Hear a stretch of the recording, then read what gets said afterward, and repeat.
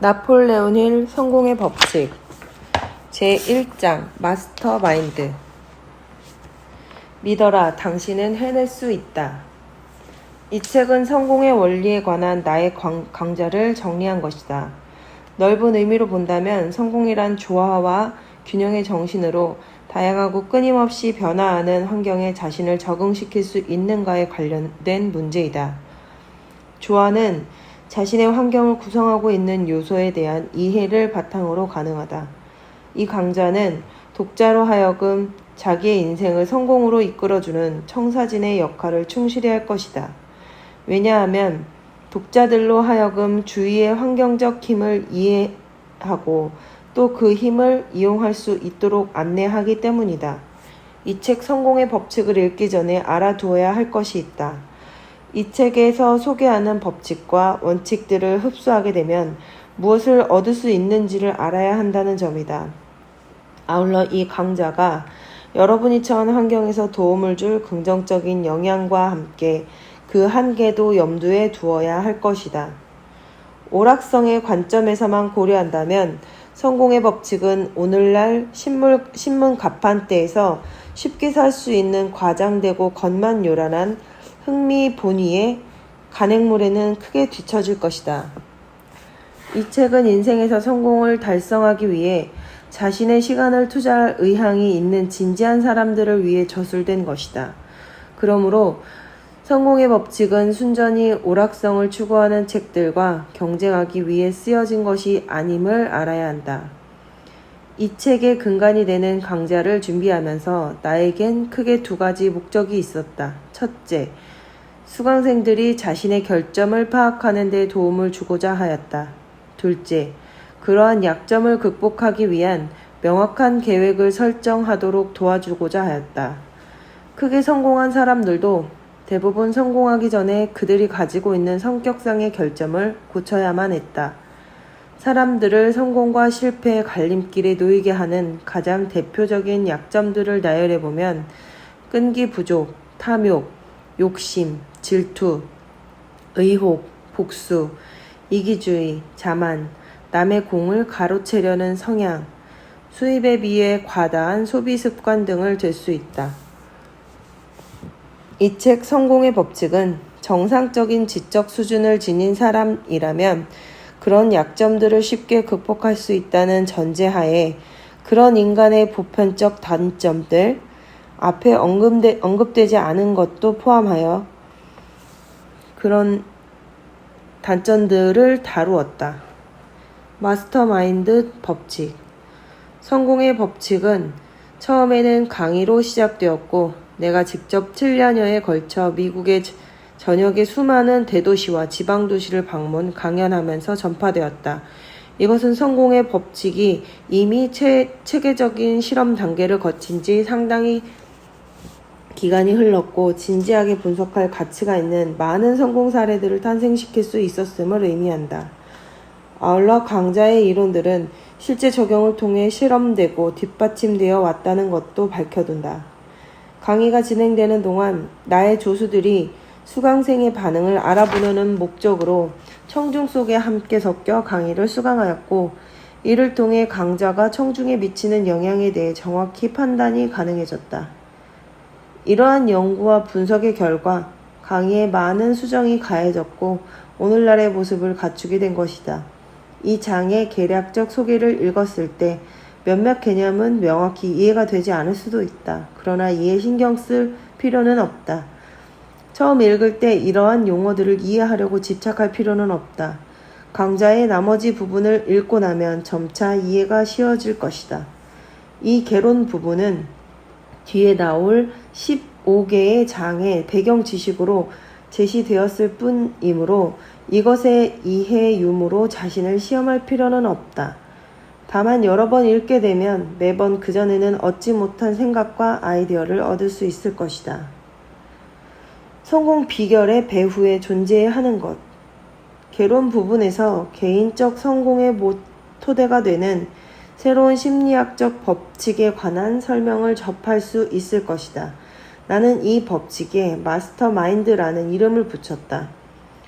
이는 주어진 과제의 수행을 목적으로 연계된 2명 혹은 그 이상의 사람들 사이에 조직화된 협력을 통해 개발되는 심성을 의미한다. 만약 여러분이 자기 자신을 파는 분야에 종사하고 있다면 일상 업무에서 마스터마인드의 법칙을 충분히 경험하고 있을 것이다.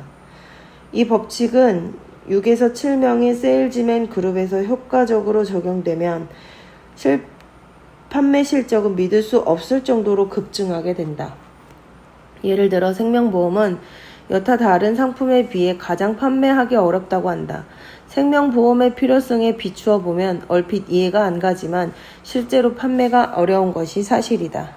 실적이 뛰어나지 않았던 프루덴셜 생명보험 회사 내에 몇몇 세일즈맨이 마스터마인드 법칙을 실험하기 위한 목적으로 협력적인 그룹을 결성하였다. 그 결과 약 3개월 만에 그 전해에 거두었던 실적보다 많은 양의 보험을 계약해내는 성과를 거둘 수 있었다.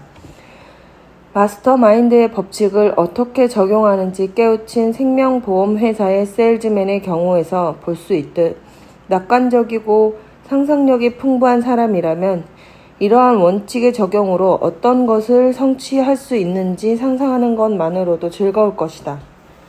물론 이것은 여기에 그치지 않는다. 다른 제품의 판매, 예를 들어 생명보험과 달리 유형의 서비스를 제공하는 세일즈맨에게도 동일한 법칙이 적용된다. 이렇게 성공 법칙은 개론만으로도 많은 사람들의 인생을 획기적으로 바꿔놓았다. 그런 것들을 지금 읽고 있는 개론 부분에서 접할 수 있다는 사실을 마음에 새기기 바란다. 성공을 결정하는 이면에는 성품이 있다. 성품을 변화시켜 고객에게 더욱 즐겁고 매력있는 사람이 된다면 사업은 성공할 것이다. 미국 전역의 산재한 수많은 상점에서 가격과 품질이 비슷한 상품이 팔리지만 다른 상점보다 장사가 잘 되는 상점이 있게 마련이다. 그 비결의 배후에는 분명히 고객과 대면하는 판매원들의 좋은 자질이 있을 것이다. 사람들은 상품 자체를 사는 만큼이나 사람을 산다. 그리고 여기서 알 수 있는 것은 소비자가 상품에서 받은 영향보다는 접촉하는 사람의 됨됨이에 더 영향을 받는다는 점이다. 생명보험의 경우 이제는 가격이 매우 저렴해져 구입하는 회사 상품에 관계없이 가격 면에서는 큰 차이가 없지만 수백 개 생명보험 회사 중에서 단지 10여 개 회사가 전미 시장의 대부분을 장악하고 있다. 비결은 바로 성품 때문이다.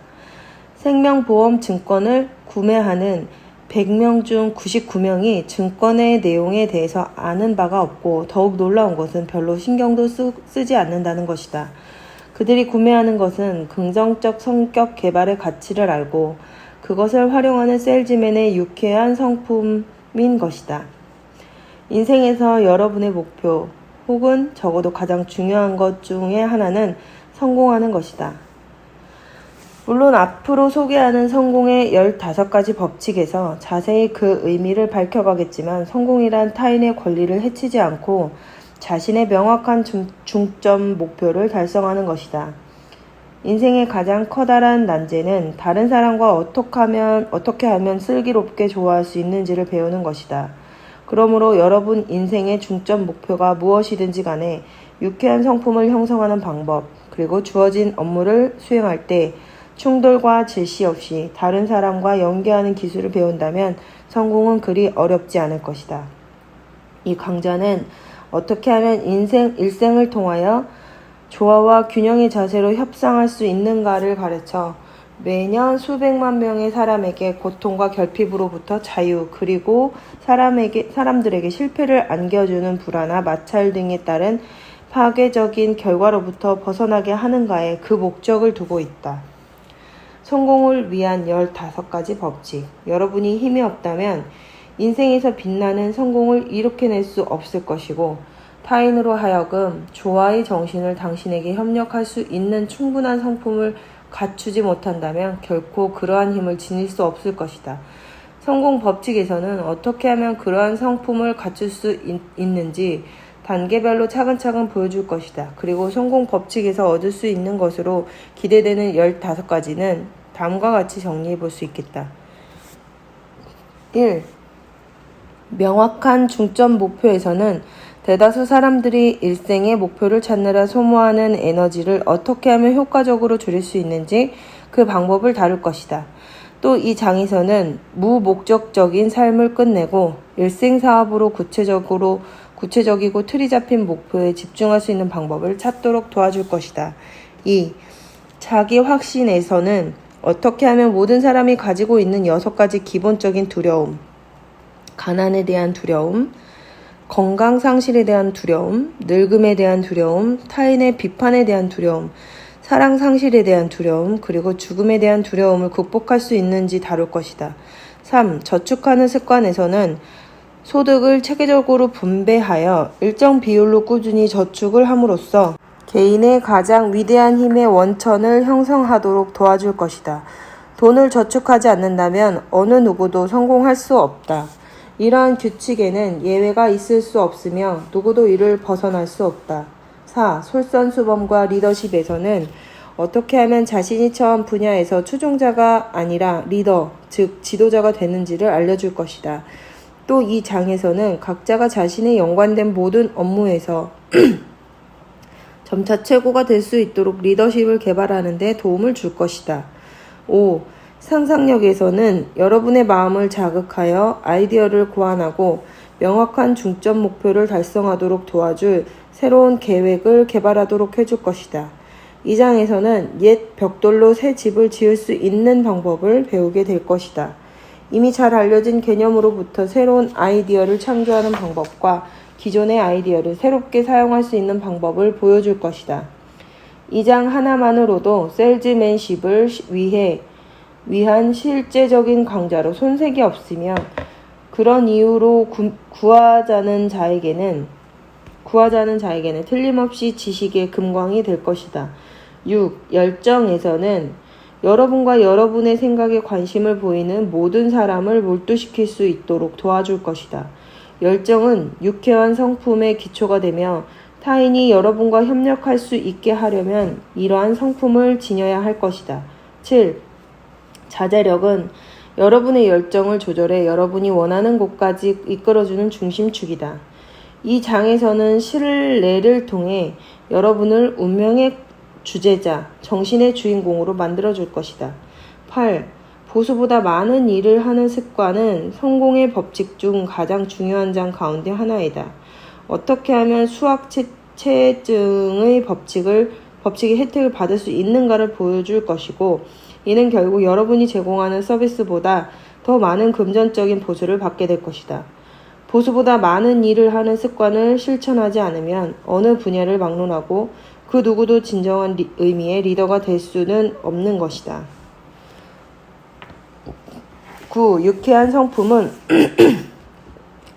여러분이 노력의 지렛대를 놓을 지렛목으로 지혜롭게 배치된다면 산적한 장애물들을 제거해 줄 것이다. 이 장의 강연만으로도 세일즈의 달인들을 배출할 수 있었고 보통 사람을 하루 만에도 리더로 만들어낼 수 있었다. 이 장에서는 여러분의 성품을 어떻게 변화시킬 수 있을지를 보여줄 것이다. 그 결과는 여러분이 어느 환경, 어떤 성격의 사람과도 쉽게 적응할 수 있게끔 해줄 것이다. 10. 정확한 사고는 성공의 전 과정을 통해 매우 중요한 역할을 담당하는 초석이다. 이 장에서 여러분은 단순히 정보로부터 사실을 분리해내는 법을 배울 수 있다. 또한 이렇게 알아낸 사실을 어떻게 중요한 것과 중요하지 않은 것의 두 부류로 분류할 것인지 보여줄 것이다. 아울러 어떤 것이 중요한 사실인지 결정짓는 능력을 길러줄 것이다. 이 원칙은 이러한 사실을 이용하여 업무를 수행하기 위한 구체적인 사업 계획을 수립하는 방법을 알려줄 것이다. 11. 집중력에서는 어떤 작업을 수행하기 위한 실제적인 계획을 완전히 실현할 때까지 그 주제에 집중하는 방법을 다룰 것이다.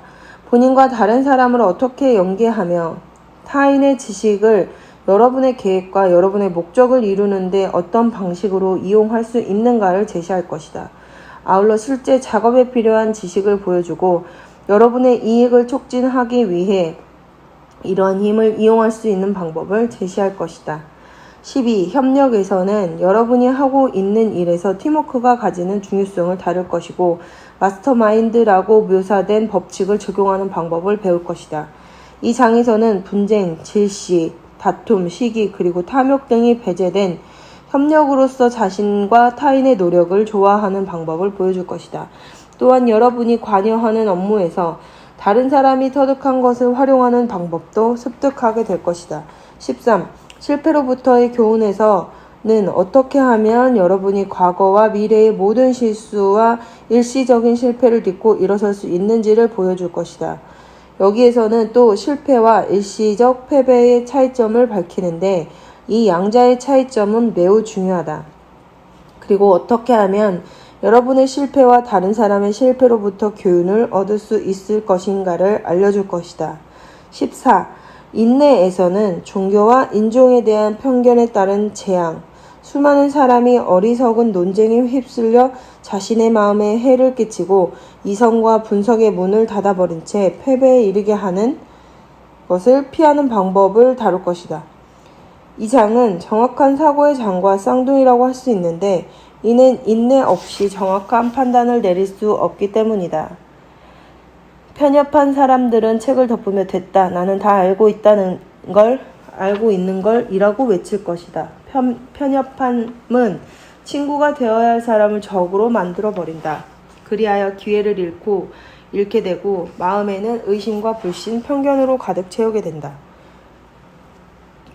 15. 황금률의 이행에서는 어떻게 인간 행위의 보편적 법칙인 황금률을 활용하여 개인과 그룹을 막론하고 조화로운 협력을 쉽게 이끌어낼 수 있도록 할 것인가를 다루고 있다. 황금률의 철학을 토대로 하고 있는 법칙을 이해하지 못해서 수백만 명의 사람들이 실패하고 인생을 빈곤과 결핍 속에서 보내게 되는 것이다. 또한 이것은 어떤 종교적 의미나 종파와는 관계가 없으며 아울러 성공의 법칙의 다른 장도 특정 종교와 관련이 없음을 미리 밝혀둔다.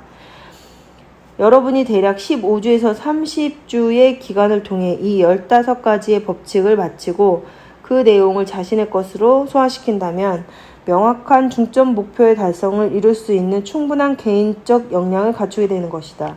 15가지 법칙의 목적은 여러분이 현재 취득했고 또 향후에 취득할 모든 지식의 개발과 그 활용을 통해 지식을 힘으로 전환시키는 데 있다. 여러분은 이러한 법칙을 여러분 주위에서도 알려야 할 필요가 있다. 잘 알듯이 어떤 대상에 대해 가장 잘 알 수 있는 방법은 다른 사람에게 그것을 가르쳐 보는 것이다. 어린아이가 있는 집안의 가장이라면 이 15가지 성공의 법칙을 그들 마음속에 깊이 심어줌으로써 그 아이들의 인생을 바꾸어 놓을 수 있도록 해야 한다. 가정을 이룬 사람이라면 배우자도 함께 공부해야 하는데 그 이유는 개론 부분을 읽으면서 자연스레 이해하게 될 것이다. 마스터마인드와 마음의 화학작용.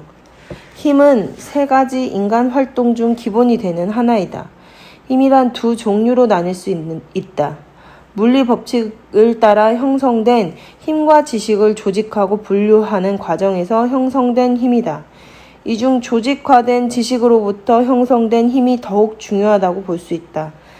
다른 종류의 힘을 변형하고 재조정하고 사용할 수 있게 하는 도구를 갖추기 때문이다.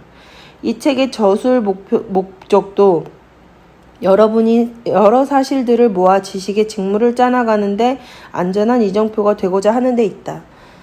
지식을 수집하는 데에는 2가지 주요한 수단이 있다. 타인으로부터 조직된 사실들을 연구, 분류, 축적함으로써 얻는 지식과 자기 자신의 스스로의 수집, 조직, 분류하여 얻는 지식으로 개인적 경험으로 통칭하기도 하는 방법이다. 이 강좌에서는 타인으로부터 수집되고 분류된 사실들과 그 수치들을 연구하는 방법론을 택하였다. 마스터마인드.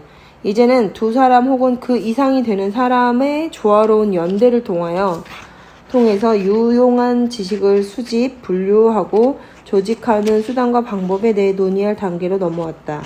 이러한 조화를 통해 마스터마인드가 자라나는 것이다. 마스터마인드라는 용어가 선뜻 와닿지 않을 것이다. 한 사람의 마음이 다른 사람의 마음에 끼치는 영향을 깊이 연구해 본 사람이 아니라면 지금까지 알려진 단어 가운데 이에 해당하는 개념을 찾아볼 수가 없을 것이다. 나는 인간의 마음을 대상으로 한 교재와 에세이집들을 가능한 모두 찾아보았으나 어디에도 내가 이 책에서 제시하고 있는 마스터마인드에 참고할 만한 단서조차도 발견할 수 없었다. 이 용어는 내가 앤드류 카네기와 인터뷰 중에 힌트를 얻게 되었다. 그 경위에 대해선 이 장에서 밝히고 있다. 마음의 화학작용. 나는 마음, 즉 사람의 정신도 우주를 채우고 있는 에테르를 구성하는 것과 같이 동일한 유동적 에너지로 이루어진 것이라고 생각한다. 에테르는 모든 물질을 움직이게 하는 유동체를 말하는데 나는 에너지도 우주의 전 공간을 채우는 에테르라 명명된 우주 유동체와 같다고 주장한다. 또한 공기는 소리 진동의 도체이지만 빛과 더 높은 진동의 도체는 에테르이다. 그러므로 에테르는 소리에서 사고에 이르기까지 모든 진동의 도체인 셈이다. 또 나는 사람의 마음이 유동체나 에너지 혹은 그것이 무엇이든지 간에 그것으로 이루어졌고 이는 에테르와 비슷할 가능성이 매우 높다고 생각한다. 두 개의 마음 사이에 접촉이 이루어지고 이 마음의 결합이 화학 반응을 일으켜 두 사람을 기쁘게 혹은 불쾌하게 만드는 진동을 발생하는 것이다. 그래서 어떤 사람들은 첫눈에 반하는 경우가 있는데 이 또한 자연스러운 적응의 결과라고 볼 수 있다. 이러한 현상을 겪어보지 않은 사람이 있겠는가? 반대로 어떤 사람들은 처음 만나자마자 서로 적개심을 품기도 한다. 이러한 현상은 단 한마디의 대화 없이도 그리고 사랑이나 증오를 일으킬 만한 어떤 특별한 자극이 전혀 없어도 발생하는 경우가 허다하다. 반면에 서로 만났을 때는 강한 적개심이 있었는데 그것이 호감으로까지 가는 것을 고려해 볼 때 한 마음이 다른 사람의 마음에 미치는 다양한 작용의 가능성이 매우 넓은 범위로 존재함을 알 수 있다. 두 마음이 서로 만남으로써 발생하는 효과는 제3자에게조차 확연하게 드러난다. 모든 효과에는 원인이 있게 마련이다. 이제 막 접촉한 두 사람의 마음에 태도의 변화를 가져온 원인은 전자의 교란이나 접촉으로부터 이전의 마음을 새로운 상태로 재배치하는 작용이라고 보는 것이 타당하지 않을까? 지금까지 이 강좌를 견고한 토대에 올리기 위해 많은 지면을 할애하였다.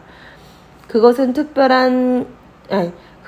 개별적인 마음들이 만나고 또 접촉할 때 특히 할 만한 효과가 일어난다거나 접촉 전의 상태와는 전혀 다른 마음의 상태가 형성된다는 사실을 설명하는 것이었다. 그리고 이 과정을 통해 우리는 성공으로 가는 여정을 수행해왔다.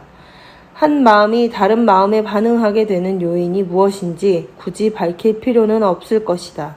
매 순간 이러한 반응이 일어나고 있다는 사실만으로도 우리는 마스터 마인드가 무엇을 의미하는지 설명할 수 있기 때문이다.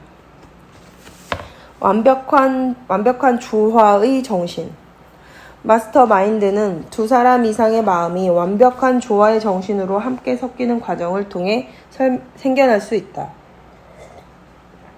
또한 마스터 마인드는 개별적인 마음 사이에 호의적이고도 조화로운 결합이 존재하는 한 지속될 것이다.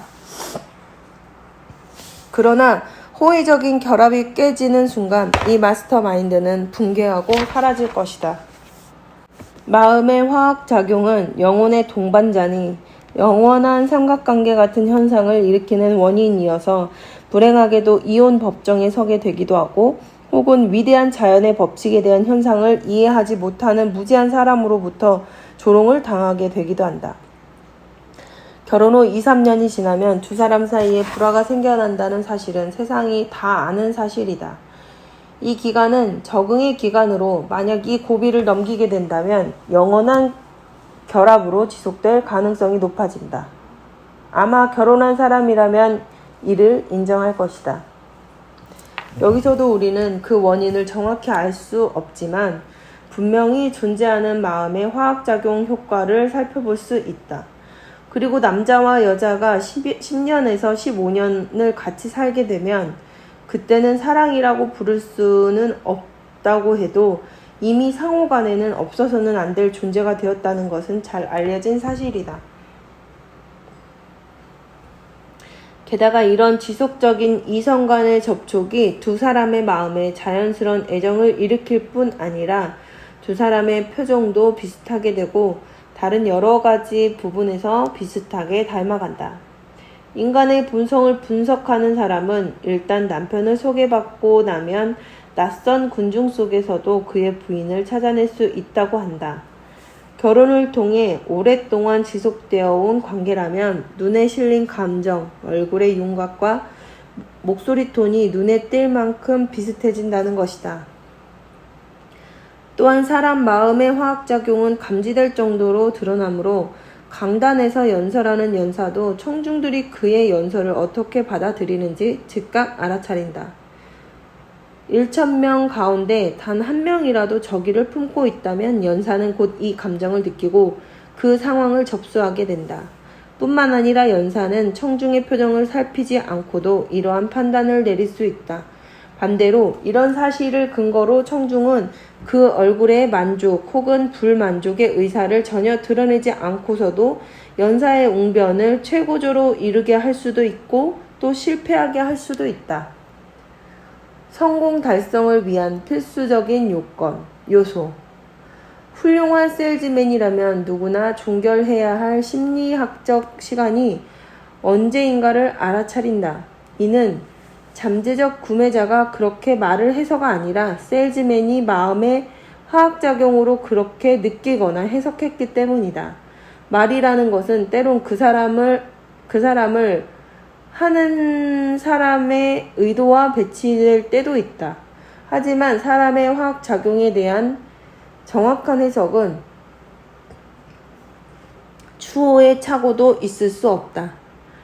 또한 유능한 세일즈맨은 대부분의 구매자가 구매를 결정하는 순간에 부정적인 태도를 보이는 경향이 있다는 사실도 알고 있다. 유능한 변호사는 육감을 가지고 있는데 거짓말을 하는 영악한 증인이 교묘히 미리 준비해둔 진술로 일관할 때에도 낌새를 채고 오히려 마음의 화학작용을 통해 증인이 마음에서 무엇이 있는지 짚어낼 수 있다. 많은 변호사들이 이 힘의 출처를 모르면서도 이러한 능력을 개발시켰다. 즉 그들은 그것을 가능하게 한 것에 대한 과학적인 이해 없이도 실질적인 기술을 보유하게 된 것이라고 할 수 있다. 이는 세일즈맨의 경우도 마찬가지인 것이다. 다른 사람의 마음에서 일어나는 화학작용을 올바로 해석할 수 있는 사람은 비유적으로 말하자면 남의 집에 들어가 여유로이 저택을 둘러보고 구석구석 파악한 후 나올 때는 그 집 주인의 자신의 집에 대해 아는 것보다 더 온전하고도 완벽하게 이를 이해하게 되는 경우와 같다고 하겠다. 11장 정확한 사고에서 이러한 원리가 실제적으로 사용될 수 있음을 밝힐 것이다. 다만 여기에선 이 강좌의 주요 원칙에 대한 접근을 위해 간략히 설명해두는 것이다. 나는 정상적이고 자연스러운 상태에서 마음의 화학작용은 개인의 신체적 기질과 그 마음을 차지하고 있는 생각의 특질에 의해 결정된다고 믿는다. 그리고 개인의 철학과 사고의 관습이 마음의 화학작용을 변화시키며 이에 따라서 마음도 끊임없이 변화한다고 생각한다. 이러한 사실들로 미루어 누구든지 자신의 마음의 화학작용을 변화시켜서 그들과 접촉하는 사람들을 끌어들이기도 하고 쫓아버리기도 한다는 것은 이미 주지의 사실이다. 달리 표현하면 이는 누구든지 언어, 얼굴 표정, 기타 신체 표현이나 태도를 통하지 않고서도 다른 사람들을 즐겁게 혹은 적개심을 품게 하는 정신적 태도를 지닐 수 있음을 의미한다. 다시 마스터마인드의 정의. 완벽한 조화의 정신으로 두 사람 혹은 그 이상의 마음에 결합된 연대를 통해 생겨나는 마음 상태로 돌아가면 여러분은 여기서 언급된 조화라는 단어의 의미를 이해할 수 있다. 두 개의 마음 사이에는 완벽한 조화의 요소가 없다면 잘 결합하지도 않을 것이고, 바로 그 이유는 모든 사업과 사회 관계에 실제적으로 작용하는 성공과 실패가 판가름 나게 된다. 세일즈 매니저, 군 장교, 그리고 어느 단체이든지 리더라면 단결심, 즉 상호 간의 이해와 협동이 성공을 달성하는데 필수적인 요소라는 것을 알고 있을 것이다. 이러한 조화로운 단체 정신은 규율을 통해서 얻어질 수 있는데, 이것은 개인의 마음이 서로 섞여 마스터마인드가 창조되는 전형이다. 이는 개개인 마음의 화학작용이 섞여서 마치 하나의 마음으로 작용하도록 변화되는 것을 의미한다. 이러한 혼합과정이 이루어지는 방법은 다양한 형태의 리더십만큼이나 많은 모습을 보여준다. 모든 리더는 추종자의 마음을 조합하는 나름의 수단을 가지고 있다.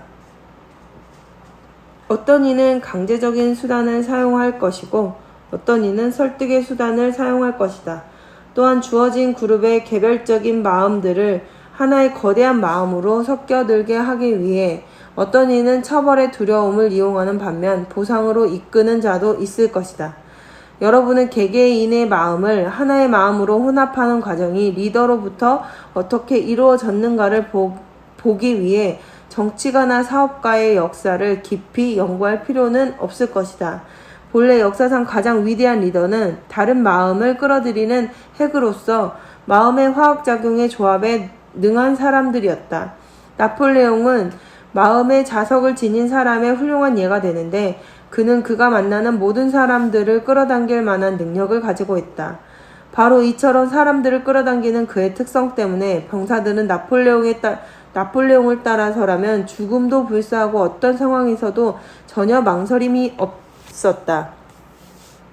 사실 그의 사람을 끌어당기는 특성은 이 장에서 이야기하는 마음의 화학작용이었던 것이다. 그룹 내에 한 사람이라도 극단적으로 부정적이고 거부하는 마음을 가지고 있다면 마스터마인드로 조합할 수 없다. 부정적인 마음과 긍정적인 마음은 마스터마인드로 혼합되지 못하는 것이다. 이러한 사실에 대한 무지는 유능한 리더로 성장할 수 있었던 사람들을 실패하게 만드는 요인이 된다.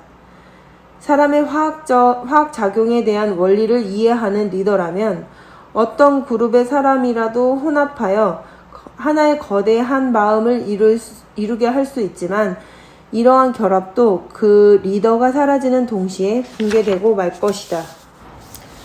마음의 화학작용과 경제력.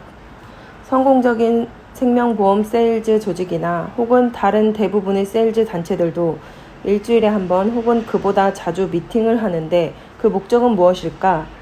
그것은 각자의 마음을 마스터마인드로 융합시켜 제한된 기간 동안 각 개인에게 자극을 주기 위해서이다. 사실 그룹의 리더들은 이러한 그들의 회합에서 실제로 어떤 현상이 벌어지고 있는지 인식하지 못하는 경우가 대부분이다. 보통 이런 모임은 리더나 그룹의 다른 구성원의 발언으로 진행된다.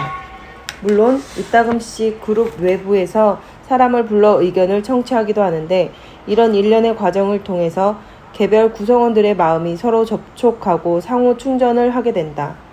인간의 뇌는 전기 배터리와 비교되기도 한다. 다 소모되고 나면 소유주는 의기소침하여 활력이 부족한 상태가 된다. 이런 느낌을 한 번도 가지지 않은 사람이 있을까? 인간의 두뇌는 고갈된 상태에 이르게 되면 반드시 재충전을 요하게 된다. 이는 자신보다 활력 있는 마음들과의 접촉을 통해 가능하다. 위대한 지도자라면 재충전의 필요성을 충분히 이해할 뿐 아니라 어떻게 재충전시키는지도 알고 있다. 이러한 지식은 리더와 그 추종자를 구분하는 중요한 덕목이다. 이러한 원리를 충분히 이해하고 있는 사람은 자신보다 생기 있는 사람과 정기적으로 만남으로써 자신의 두뇌의 활력을 유지하고 재충전시킨다. 이성적으로 맺어진다면 서로 호감을 가지고 있는 남성과 여성 간의 이성적 결합이야말로 가장 효과적으로 인간의 마음에 재충전될 수 있는 촉진제이다. 이와 달리 단순한 성적 결합은 오히려 활력을 없앨 것이다. 침체된 마음을 재충전시키는 방편으로의 이성적 결합에 대한 언급을 끝내면 꼭 밝히고 싶은 것은 그들이 몸담고 있던 분야가 무엇이었던지 간에 위대한 리더들은 왕성한 정력가였다는 사실이다. 성이라는 단어를 수록하지 않은 사전이 없다는 점에 주목하면 여러분은 이 단어가 점잖지 못한 단어가 아님을 인정해야 할 것이다. 사람의 두뇌 활동이 침체되고 활력을 잃게 되면 이는 곧 만병의 근원이 된다는 것이 요즘 의사와 건강 관련자들의 의견이다. 다시 말하면 활력이 넘치는 두뇌를 가진 사람은 모두 질병으로부터 면역성을 가지고 있다고 할 수 있다. 유능한 의사라면 질병을 고치는 것은 자연 혹은 마음의 힘이라는 것을 알고 있다. 약, 신앙, 지압요법, 안마술을 비롯한 기타 등등의 많은 치료법이 사실은 자연의 형태, 좀 더 정확히 말하자면 마음의 화학작용을 일으켜 신체의 세포와 조직을 재건하고 두뇌의 활력을 불어넣어 몸을 정상적으로 작동하게 하는 방법인 것이다. 그렇다면 마음의 화학작용이 계속 발전하면 앞으로 개발 가능한 것은 무엇이 있을까? 마음의 조화로운 화합을 통해 완벽한 건강을 즐길 수 있을 것이다. 동일한 원리를 이용하면 모든 사람을 끊임없이 짓누르고 있는 경제적 압박의 문제도 쉽게 풀 수 있는 충분한 힘을 기를 수 있게 된다. 과거에 이루어졌던 여러 성과들이 대개는 우연한 발견을 통해 이루어졌거나 여러 마음이 모이는 가운데 이루어진 것임을 상기하면서 그것들을 고려해보면 마음의 화학작용의 미래 가능성들을 알 수 있다. 이제는 대학의 교과 과정에서도 지금의 여타 교육 과정과 마찬가지로 마음의 화학작용에 대한 강의를 할 때이다. 이렇게 되면 이 강좌에 대한 연구와 실험으로 학생들의 가능성을 더 넓게 열어줄 수 있을 것이다. 마음의 화학작용과 경제력. 마음의 화학작용이 경제와 산업세계의 일상 업무에 적용될 수 있다는 것은 증명 가능한 사실이다. 완벽한 조화와 정신을 바탕으로 두 사람 혹은 그 이상의 정신을 화합시킴으로써 마음의 화학작용 원리는 개인으로 하여금 초인적인 업적을 수행하도록 충분한 힘을 발휘할 수 있다. 힘은 인간이 성공을 성취하기 위해 사용하는 동력이다. 그러므로 그룹 구성원들이 자신의 능력과 개인적 이익을 구성원 간의 마음의 혼합을 통해 완벽한 조화에 이르게끔 한다면 무한한 힘을 향유할 수 있는 것이다. 이 강좌의 개론에서만 봐도 조화라는 단어가 얼마나 어떻게 사용되는지 생각해 볼 일이다. 완벽한 조화가 없다면 마스터마인드 또한 생길 수가 없는 것이다. 두 개의 마음이 완벽한 조화의 정신으로 활기를 띠어야만 각자의 마음이 다른 마음과 어울릴 수 있다. 개인의 이익에 따라 각각의 마음으로 분열되면 호의적이고 조화로운 결합에서 비롯된 제3의 마음, 이른바 마스터마인드는 붕괴된다. 헨리 포드, 토머스 에디슨, 파이어스톤.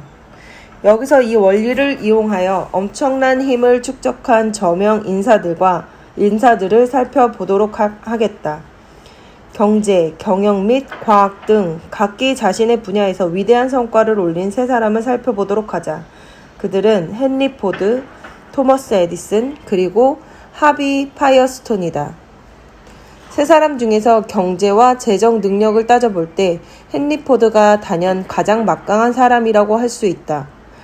포드를 연구했던 많은 사람들이 그를 이제까지 살았던 인물 중에 가장 강력한 사람이라고 평가하고 있다.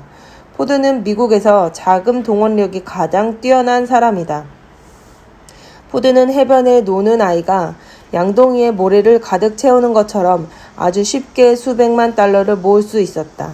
포드를 가까이에서 보았던 사람들에 따르면 그는 필요하다면 10억 달러를 단 일주일 만에 동원할 수 있다고 한다.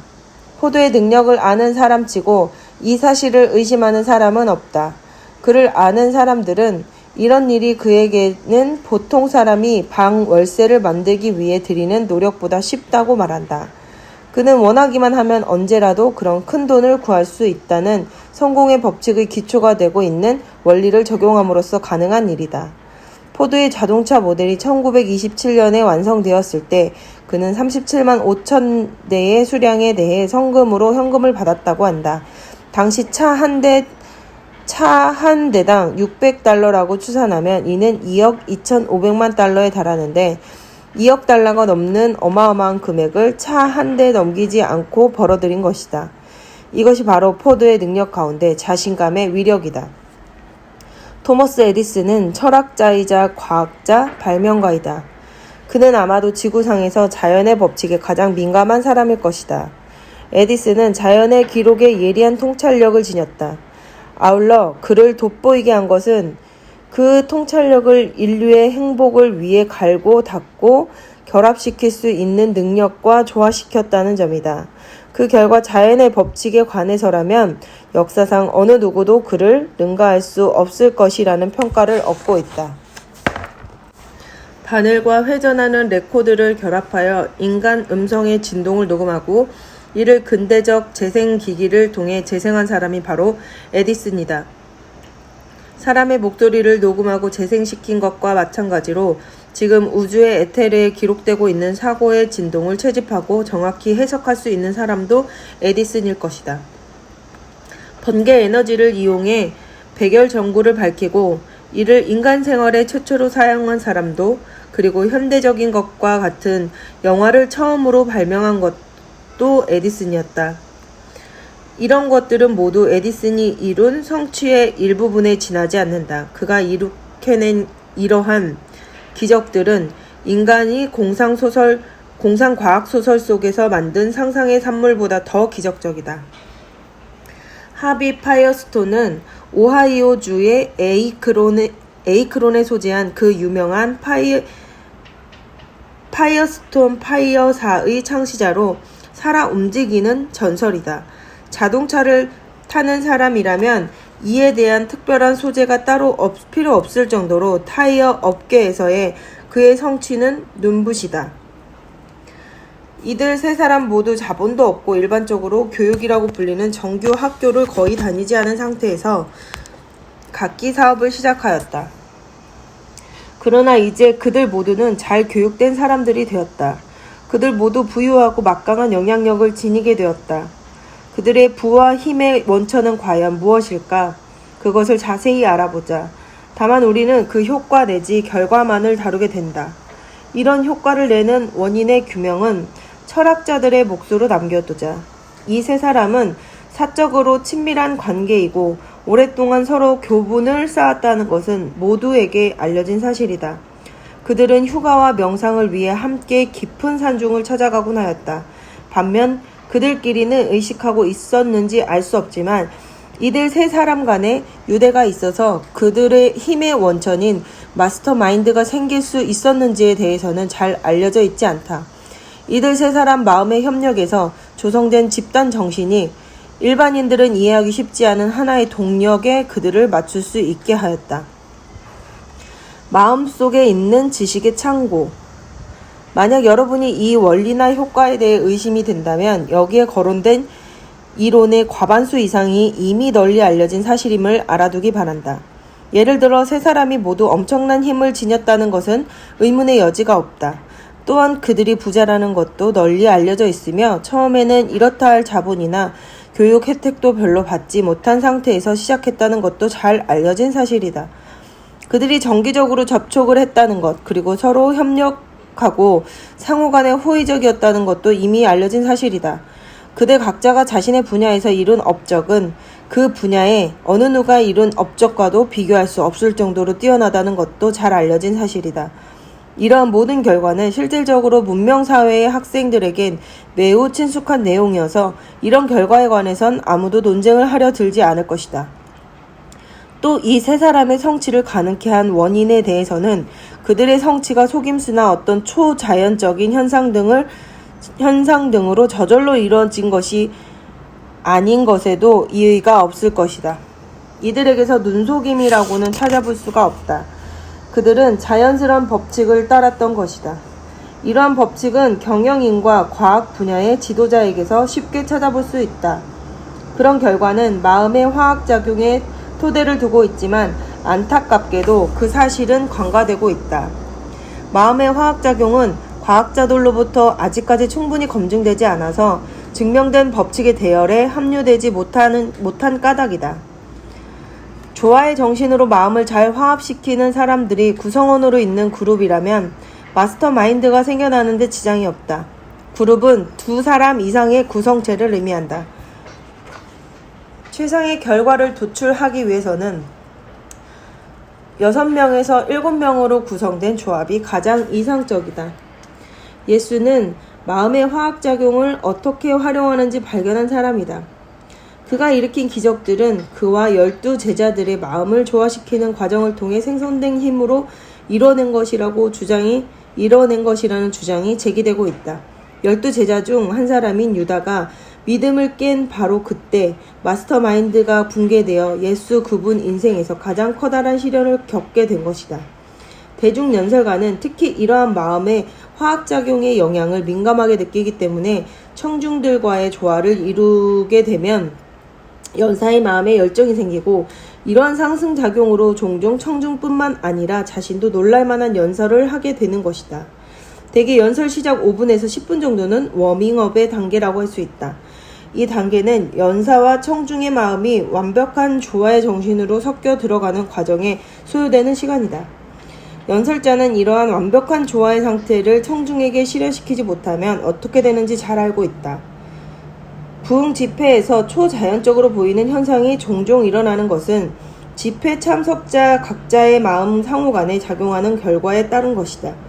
이러한 현상은 대개 10분에서 20분 사이에 일어나기 시작하는데 이 정도 시간이 자리에 참석한 사람의 마음이 조화 혹은 화합하는 데 필요한 시간이기 때문이다.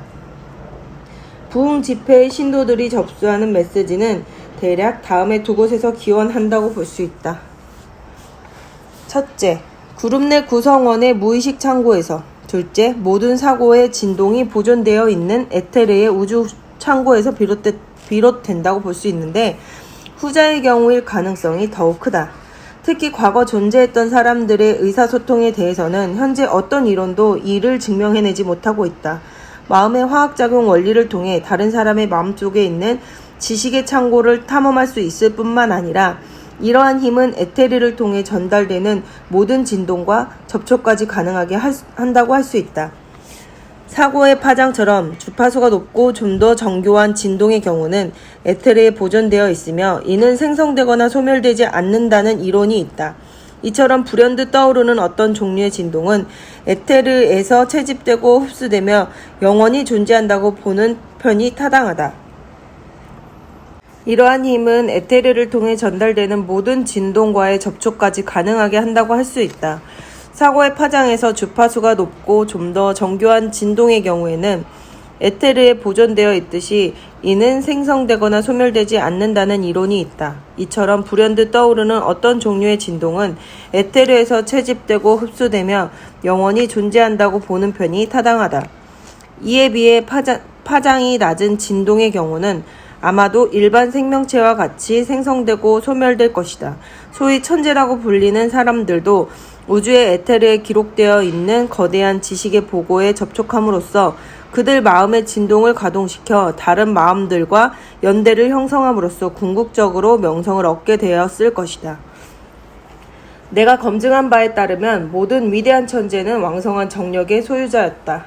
이렇게 성적 결합이 가장 강력한 마음의 촉진제라는 사실로부터 현재 기술하는 이론적 근거를 찾을 수 있다.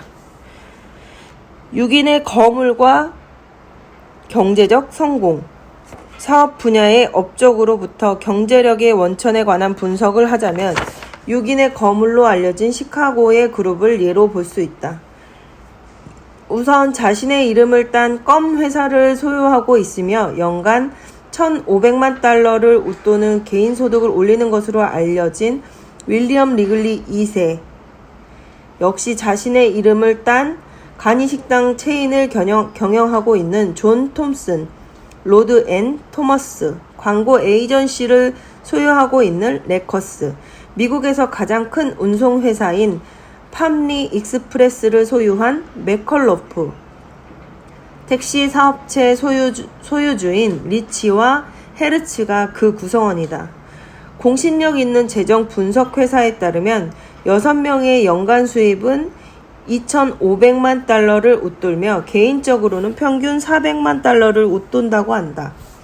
이들을 분석한 결과 그 누구도 특별한 교육의 혜택을 받은 적이 없으며 사업 시작 당시 자본금이나 뚜렷한 신용도 없었다고 한다. 그들의 경제적 성취는 개인의 계획에 따른 것이지 요행에서 비롯된 것은 아니라는 사실이다. 여러 해 전에 이들은 사교적 모임을 결성하여 경영에 대한 다양한 아이디어와 제안을 상호 교환하고자 정기적인 모임을 열었다. 리치와 헤르츠 두 사람을 제외하고 법적인 동업관계로 연결되어 있는 사람은 없었다. 모임의 목적은 상부상조 정신으로 서로 아이디어를 주고받는 협력관계의 구축에 있었지만 사실상 도움이 필요할 때는 금전적인 도움을 주기도 하였다. 6인의 거물 그룹에 속한 각 개인은 하나같이 백만장자이다. 이러한 사실에 대해서는 더 이상 말할 필요성이 없을 것이나 그들이 경제적 성공을 거둔 것과 관련된 원인에 대해선 언급할 가치가 있다. 이를 연구 분석할 가치도 충분하다. 그들이 성공을 거두게 된 것은 자신의 마음을 다른 사람들과 조화하여 정신으로 화합하게 하는 방법을 알고 있었다는 점이다. 그에 따라 마스터마인드를 생성시켜 그들 각자는 마음의 문을 열 수 있었기 때문이다. US 철강 회사는 지구상에서 가장 강력한 산업 조직 중 하나이다. 이 거대한 산업기구는 시카고 인근 일리노이의 작은 마을 태생인 평범한 지방 변호사 엘버트 게리의 가슴에서 탄생하였다. 게리는 완벽한 조화의 정신으로 그와 다른 사람들의 마음을 화합하는 데 성공하여 마스터마인드를 창출하였다. 이것이 바로 위대한 US 철강 회사의 원동력이다. 여러분 주위에서 사업, 재정 혹은 어떤 분야에서든 탁월한 성공을 거둔 사람들을 자세히 살펴본다면 그 성공의 이면에는 마음의 화학작용 원리를 적용했으며 그로부터 마스터마인드가 생겨난 것을 알 수 있다. 얼핏 성취는 한 사람의 공로인 듯 보일 때가 많지만 조금 더 자세히 살펴보면 이면에는 그와 마음을 조화시킨 여러 사람이 있었음을 알 수 있다. 두 사람 이상의 사람이 있으면 마음의 화학작용 원리를 통해 마스터마인드를 창출할 수 있다는 것을 기억하길 바란다. 조직화된 지식의 원리. 힘이란 지적인 노력을 통해 표현될 수 있는 조직화된 지식이다. 그룹의 구성원이 그들의 지식과 에너지를 완벽한 조화의 정신으로 통합시키지 않는 한 그 노력은 조직화되었다고 할 수 없다. 이러한 조화로운 협동의 노력 결핍은 사실상 모든 경영 실패의 주 요인이다. 나는 아주 촉망받는 대학생들에게서 흥미로운 과제를 부여한 적이 있다. 그것은 헨리 포드가 부유하게 된 원인과 방법에 대한 보고서를 작성해보라는 것이었다.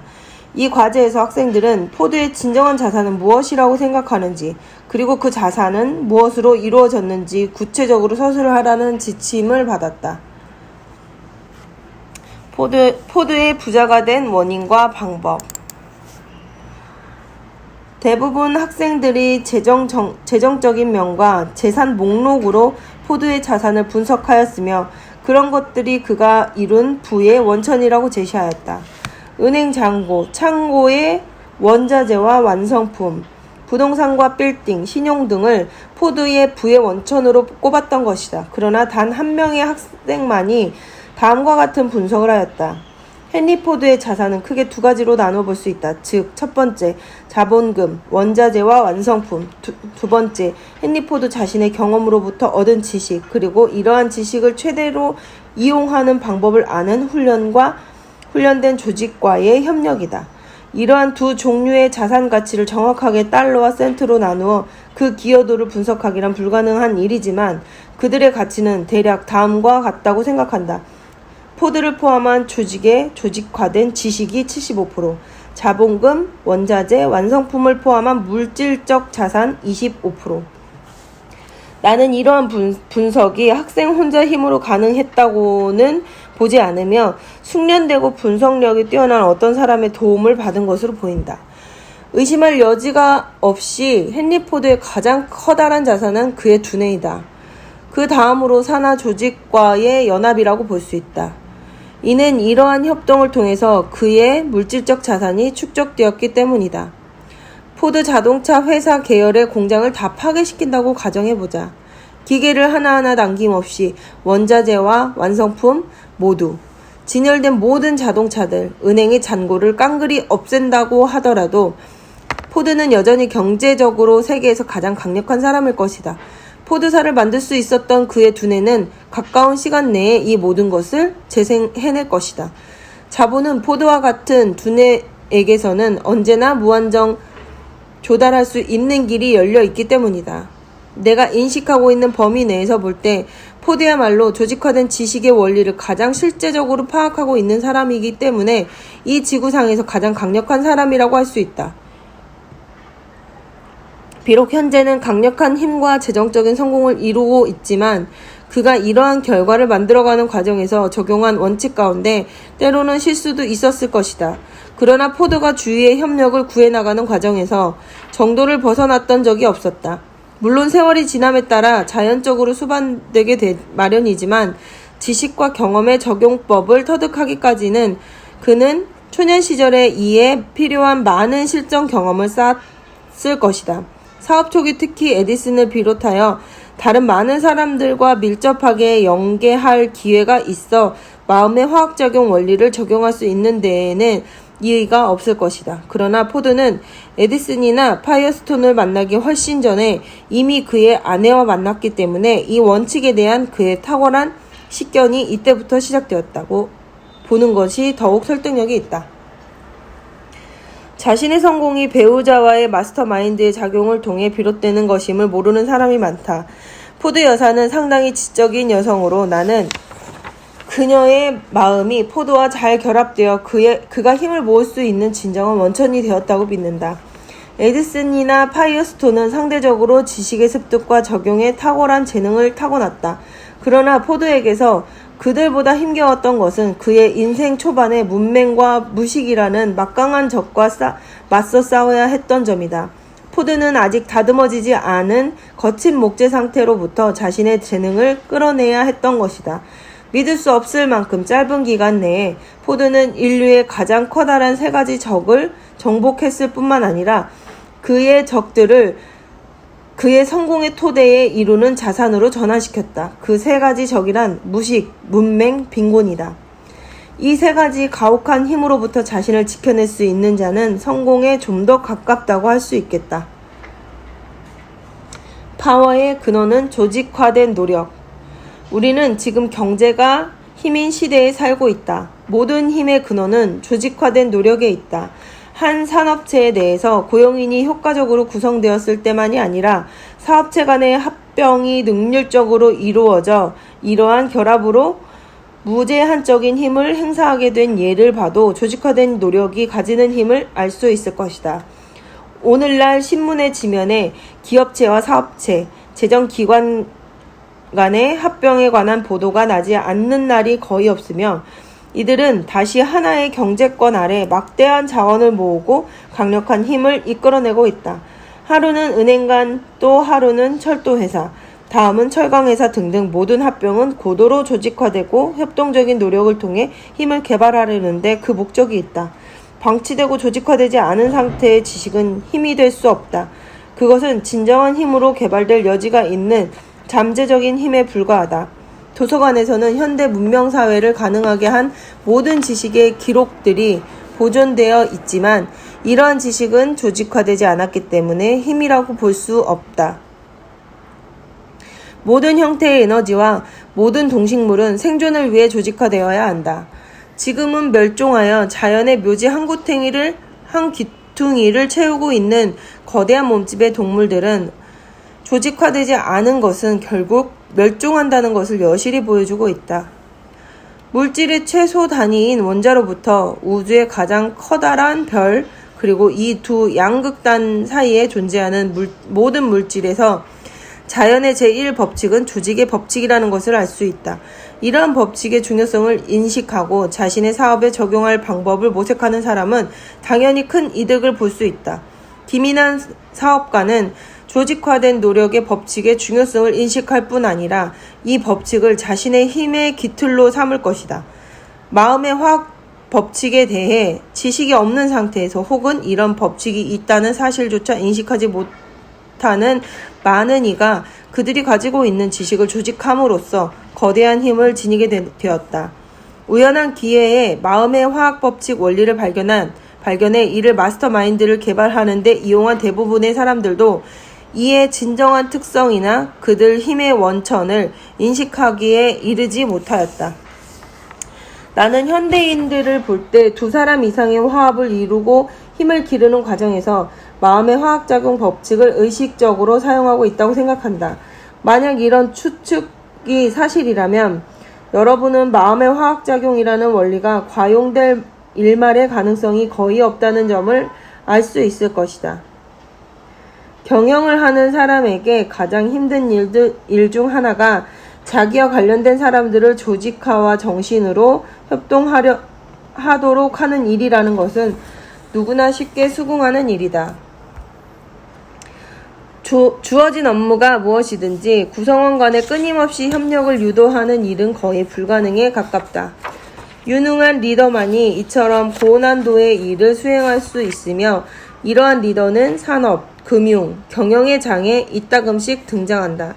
예를 들면 헨리 포드, 토머스 에디슨, 존 록펠러, 해리먼 경 또는 제임스 힐과 같은 사람들이 그들이다.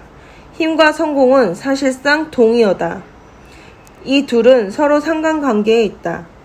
그러므로 지식을 보유하고 힘을 개발할 능력을 보유한 사람이면 구성원들의 마음의 조화로운 협력을 통해 모든 업무에서 성공적인 결말을 거둘 수 있을 것이다.